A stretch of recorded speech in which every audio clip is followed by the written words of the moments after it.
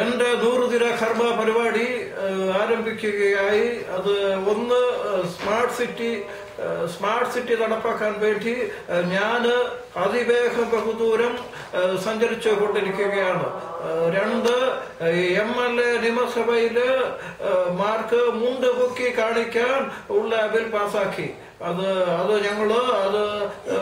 പ്രതിപക്ഷ ബാക്കൗട്ടില്ലാതെ ഞങ്ങൾ തന്നെ അത് പാസാക്കി. അത് പിന്നെ മൂന്നാമത്തത് എന്റെ എല്ലാ ബന്ധുക്കൾക്കും കൊച്ചി മെട്രോ റെയിലിന്റെ സ്മാർട്ട് സിറ്റിയുടെ ഫണ്ട് ദുരുപയോഗം ചെയ്യാതെ അവരുടെ സ്വന്തം ബാങ്കിലേക്ക് നിക്ഷേപിക്കാൻ ഞാൻ ഓർഡർ കൊടുത്തു.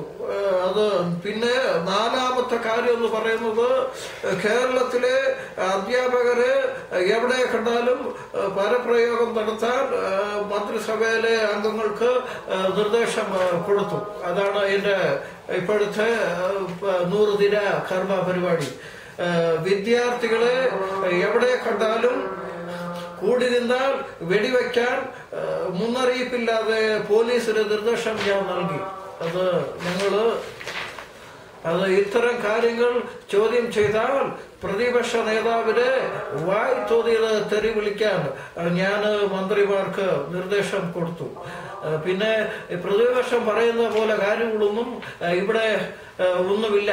എല്ലാ കാര്യങ്ങളും ഞങ്ങൾ 100 ദിന പരിപാടിയിലേക്ക് മുന്നോട്ട് പോകുമ്പോൾ ഈ ആവശ്യമില്ലാത്ത കാര്യങ്ങൾ പറഞ്ഞ് പിണറായിയും അച്ചുമാവനും കൂടെ ചെയ്തു കൂട്ടുന്ന കാര്യങ്ങൾ നിങ്ങൾക്കൊന്നും അറിയില്ല.